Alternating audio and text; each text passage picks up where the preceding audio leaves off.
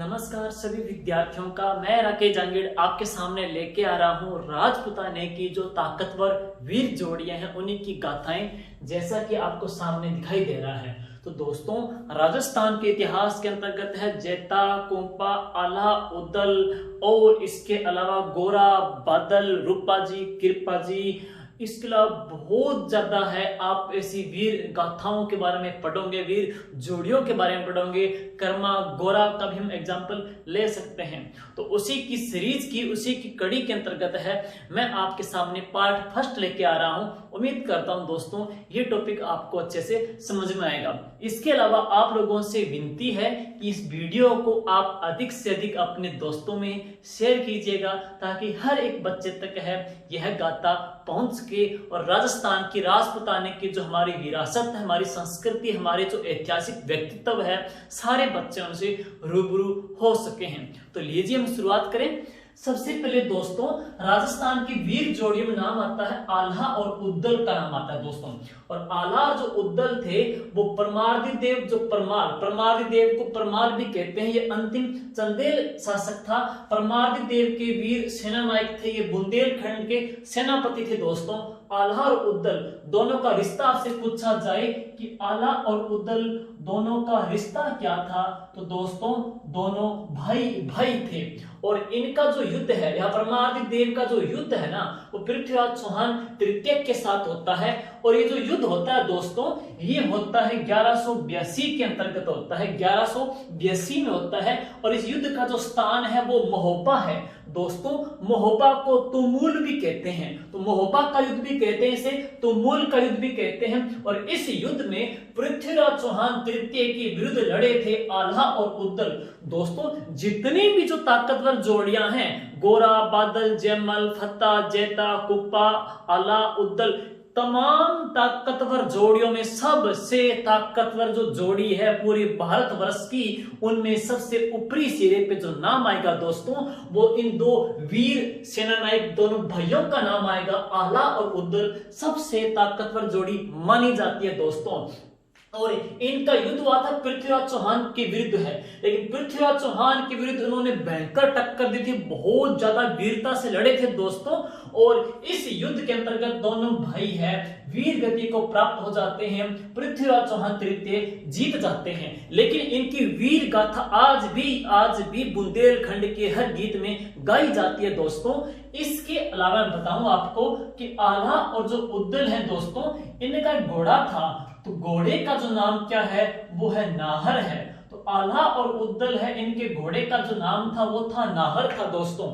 इसके अलावा राजस्थान में नाहर जो नृत्य है दोस्तों, ये कहां का प्रसिद्ध है, ये मांडलगढ़ भीलवाड़ा का प्रसिद्ध है। होली के पूरे 13 दिन के बाद, ये जेल प्रेरी में प्रश्न आया था कि नाहर नृत्य कितने दिन के बाद होता है, होली के 13, 15, 16, 18, तो होली के 13 दिन बाद होता है। इसमें आदमी क्या करते हैं, शरीर पे बहुत सारी रुई लगा लेते हैं और ये शेर बन जाते हैं, तो इसको सींग वाले शेरों का नृत्य भी कह देते हैं, इसे नाहर नृत्य भी कह देते हैं दोस्तों। ये जो नाहर नृत्य है ये मांडलगढ़ का प्रसिद्ध है, जबकि आल्हा और उद्दल के घोड़े का नाम क्या था दोस्तों, वो नाहर था।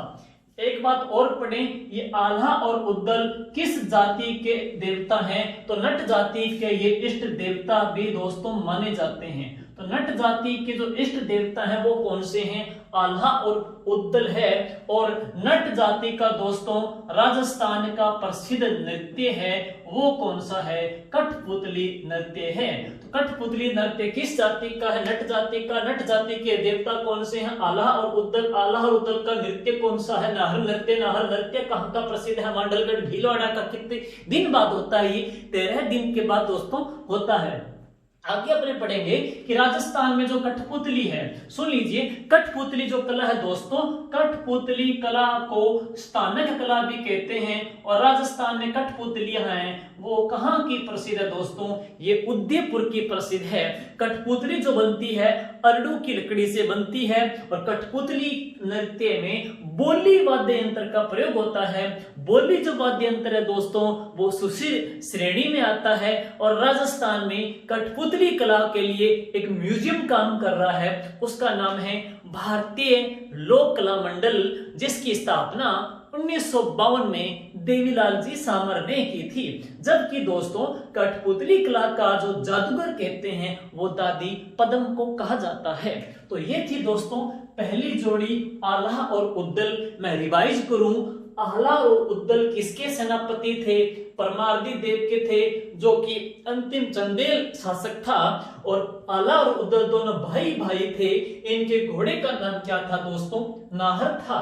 और आल्हा और उद्दल किसके विरुद्ध लड़ते हुए वीर गति को प्राप्त हुए थे? तो पृथ्वीराज चौहान तृतीय के विरुद्ध है। कौन से युद्ध में लड़े थे? ये महोबा के युद्ध के अंतर्गत है। महोबा के युद्ध को दोस्तों तुमुल का युद्ध भी कहते हैं। और ये हुआ कब था दोस्तों? ये 1182 में हुआ था। और आल्हा और उद्दल है, ये किस जाति के देवता हैं? नट जाति के देवता हैं। नट जाति के देवता है। नट जाति का नृत्य कौन सा है? कठपुतली नृत्य है। और कठपुतली नृत्य में कौन से वाद्य यंत्र का प्रयोग होता है? बोली वाद्य यंत्र का प्रयोग होता है। बोली दोस्तों सुशील श्रेणी का वाद्य यंत्र के तौर पे जाना जाता है। कठपुतली कला को और किस नाम से जानते हैं? स्थानक कला भी कहते हैं। और राजस्थान में कठपुतली कहाँ की प्रसिद्ध है दोस्तों? यह उदयपुर की प्रसिद्ध है।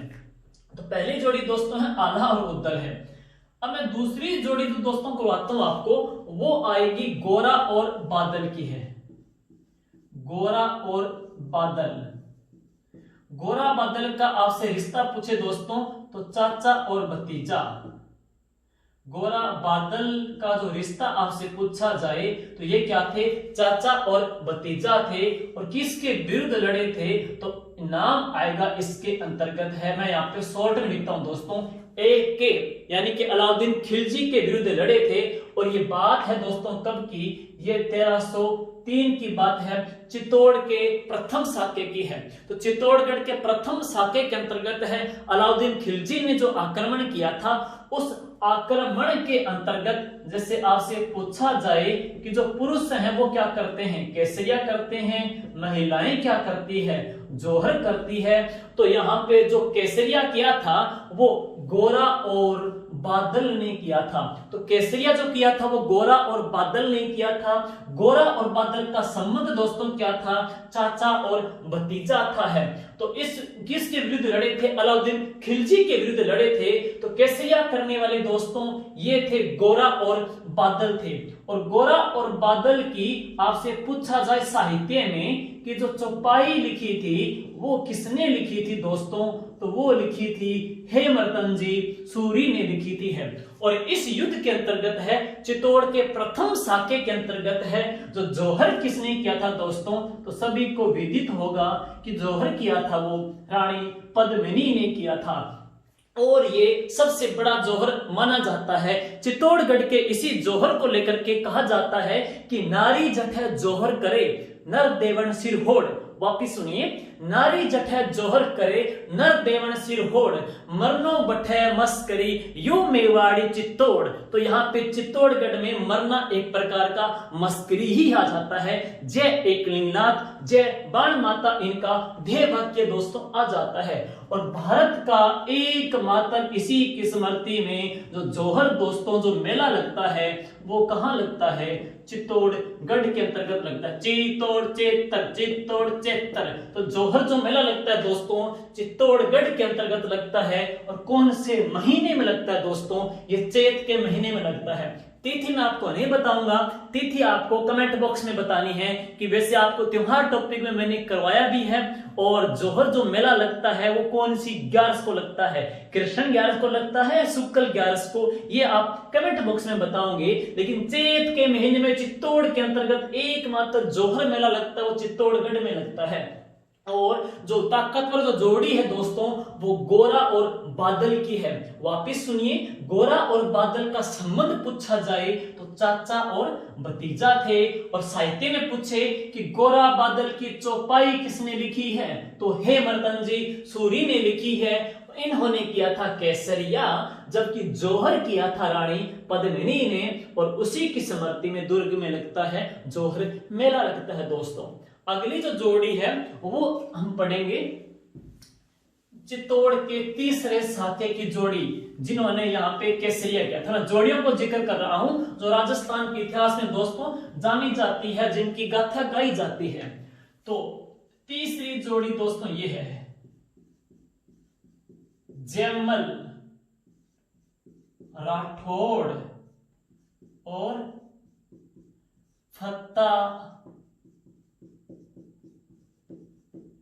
सिसोदिया। किसके सेनापति कहेंगे अपने? उदय सिंह के हैं, मेवाड़ के उदय सिंह के हैं। और किसके विरुद्ध लड़े थे? तो हम पढ़ेंगे अकबर के विरुद्ध है। और दोस्तों यह था चित्तौड़ का तीसरा साका जो अप्रैल 1568 में हुआ था। हालांकि वापिस सुनिए, चित्तौड़गढ़ जो दुर्ग है दोस्तों, इस चित्तौड़गढ़ के दुर्ग के चारों ओर अकबर ने घेराबंदी कर ली थी, लेकिन दुर्ग के अंदर जा नहीं सका था दोस्तों। तो इसने क्या किया, दुर्ग में जाने के लिए एक भूमिगत सुरंग बनाई थी और उसकी जो छत है ना वो चमड़े से ढकी हुई थी और उसके माध्यम से इन्होंने दुर्ग के अंदर है प्रवेश लिया था। दोस्तों इस पद्धति को क्या कहते हैं? साबात पद्धति कहते हैं। आरएस 1998 के अंतर्गत यह प्रश्न पूछा गया था कि अकबर ने साबात पद्धति के प्रयोग करते हुए कौन से दुर्ग में एंट्री की थी? तो वो दुर्ग कौन सा है साथियों?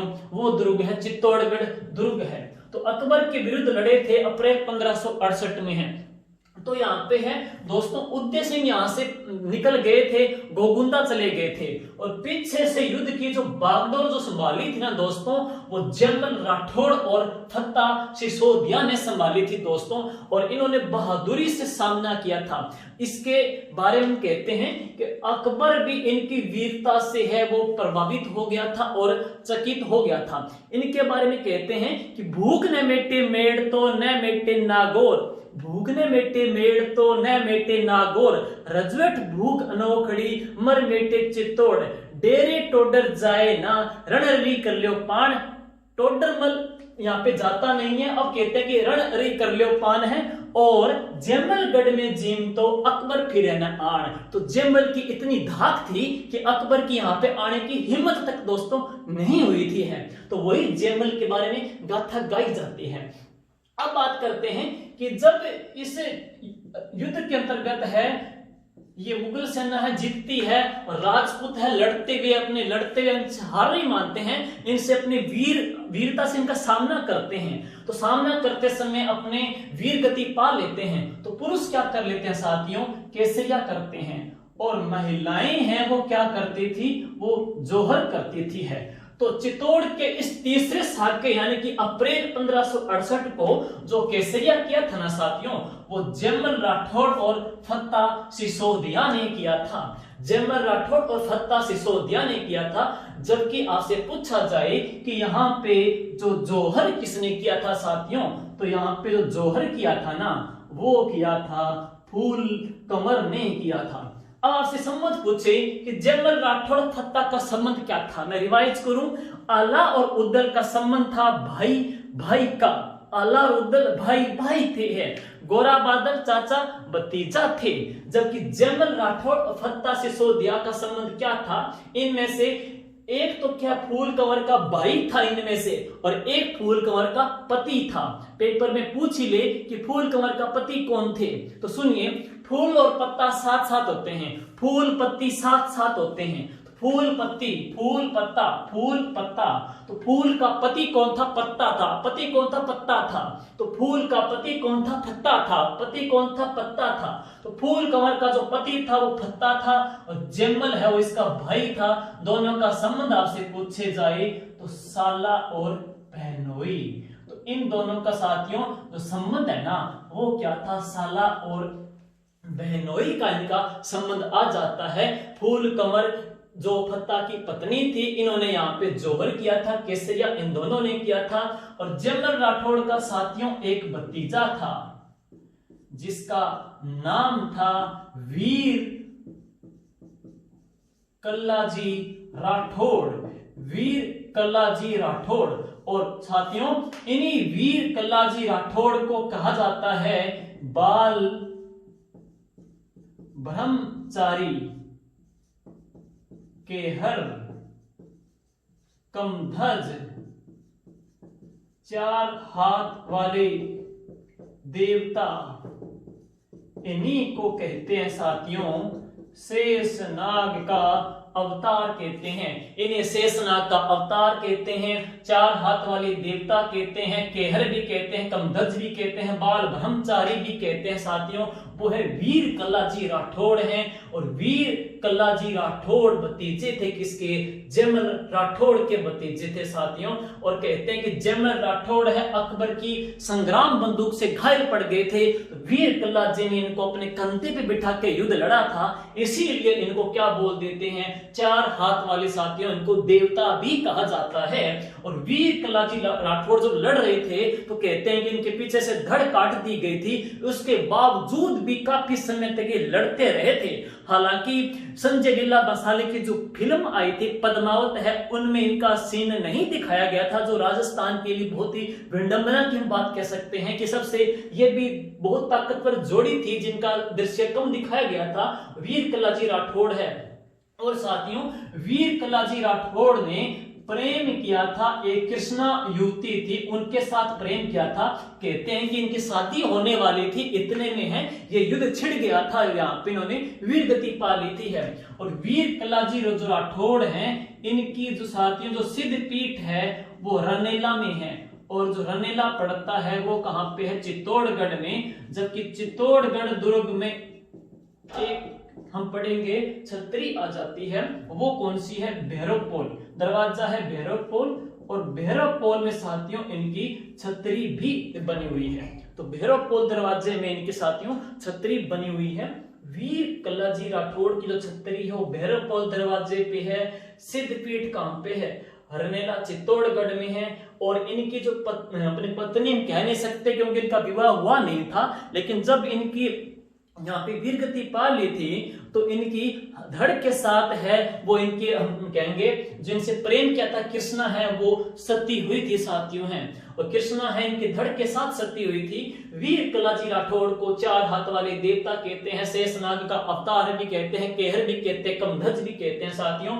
वीर कल्लाजी राठौड़, जयमल राठौड़, फत्ता सिसोदिया, इनकी वीर कथा है चित्तौड़गढ़ के तीसरे साके से साथियों जुड़ी हुई है। और वापिस सुन लीजिए, भूख न मेटे मेड़ तो न मेटे नागौर, रजवट भूख अनोखड़ी मर मेटे चित्तौड़ है, डेरे टोडर जाए ना रणहरी कर लो पान, जयमलगढ़ में जीम तो अकबर फिरे न आन। तो ये इनकी गाथा साथियों गाई जाती है।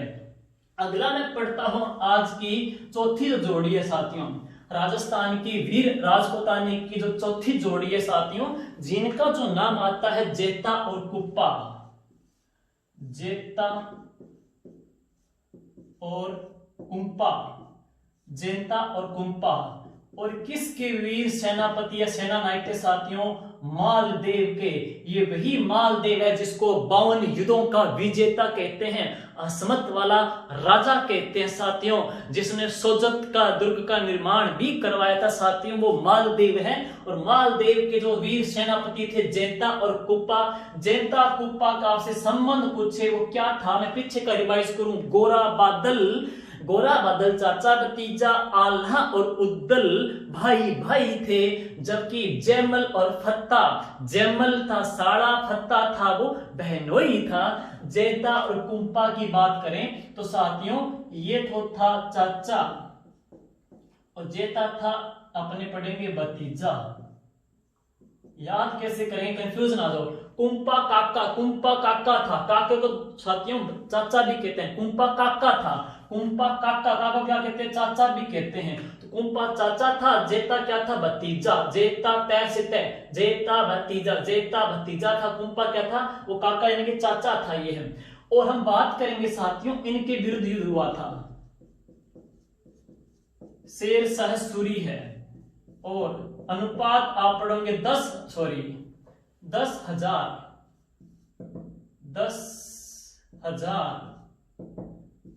और 80,000, ये इनका अनुपात है। साथियों बात करते हैं इस युद्ध का जो नाम है वो है गिरी सुमेल का युद्ध है। जो युद्ध है ना ये, इस युद्ध का नाम है गिरी सुमेल का युद्ध। और ये युद्ध है वो पाली जिले के अंतर्गत हुआ था। और बात करूं मैं जनवरी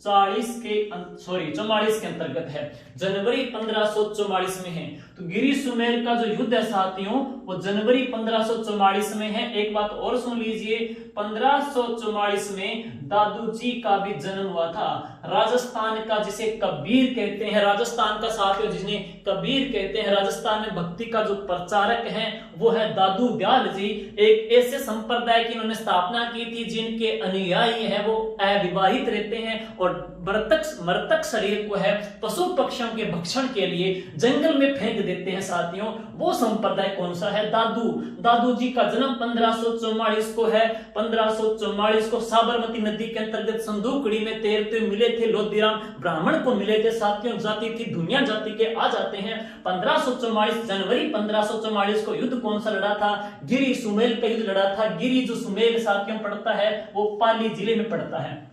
तो क्या हुआ कि शेरशाह सूरी की सेना ने है साथियों पड़ाव डाल लिया था। और रात्रि को क्या हुआ कि जेता और कुंपा है ना, जहां पे इनका डेरा था, तो इनके डेरे के बाहर है 20-20 हजार रुपए है। 20-20 हजार रुपए इनके यहाँ पे दोनों के डेरे पे भिजवाए गए थे और सिरोही की तलवारें भिजवाई गई थी इनको लालच देने के लिए। लेकिन ठहरे ये साथियों राजपूत थे जो अपना ईमान नहीं बेचना जानते थे है, तो इन्होंने वापस कर दिया। लेकिन शेरशाह सूरी ने क्या किया, जाली पत्थर है, जाली पंपलेट है, वो इनके बाहर डेरे के बाहर गिरवा दिए थे और सूचना फैलवा दी कि जेता कुंपा है वो शेरशाह सूरी से मिल चुके हैं। जब ये बात है मालदेव के पास पहुंची तो मालदेव यहां से पलायन कर गया कि अब तो मेरी हार है वो निश्चित है। तो ये सिवाना की ओर चला गया था और पीछे से जब जेता कुंपा को इस बात का पता चला तो इन्होंने अपने इतने साथ की 10,000 सिर्फ सेना बची थी, इनको साथ लिया था कि हम लड़ेंगे अपने मातृभूमि के लिए, अपने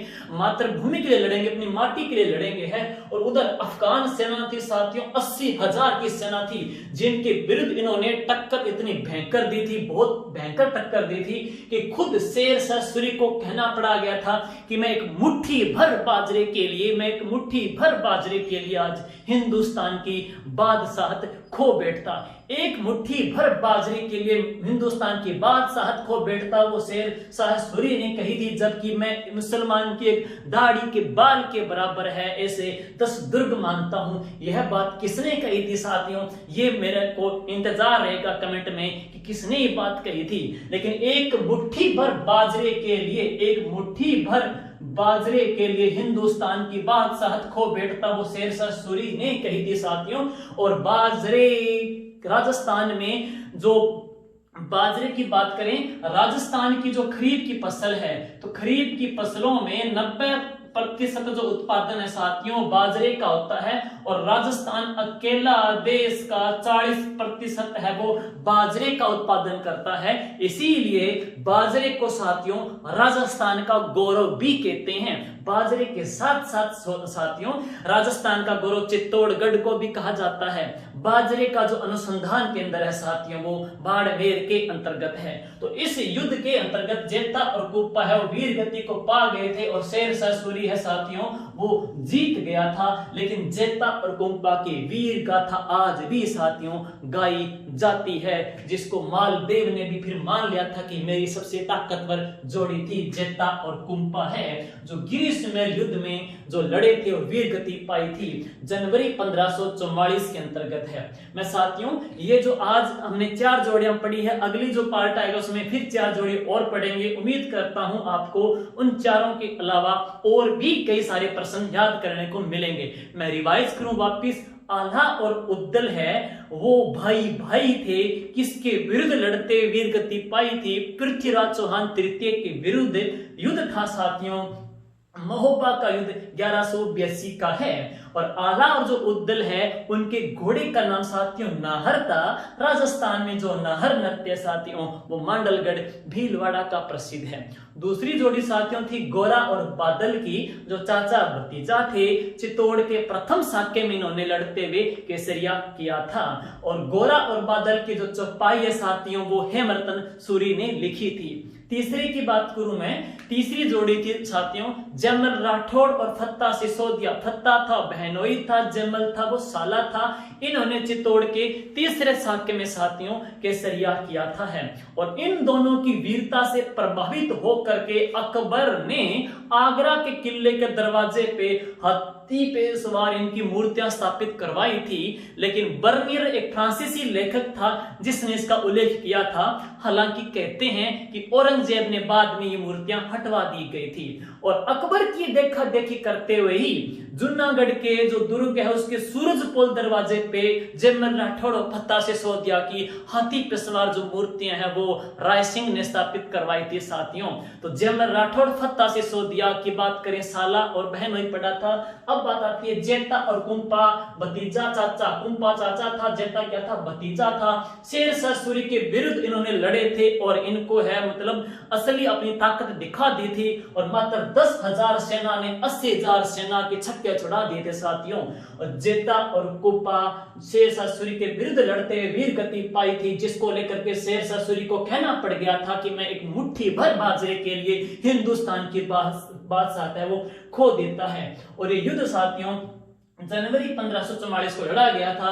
1544 को साथियों दादू जी का भी जन्म है। 1444 के 100 साल के बाद 1544 के 100 साल के बाद 1644 है। सुन लीजिए, 1444 की बात करें साथियों, करणी माता का जन्म हुआ था। तो करणी माता का जन्म 1444 को सुहाप गांव के अंतर्गत हुआ था।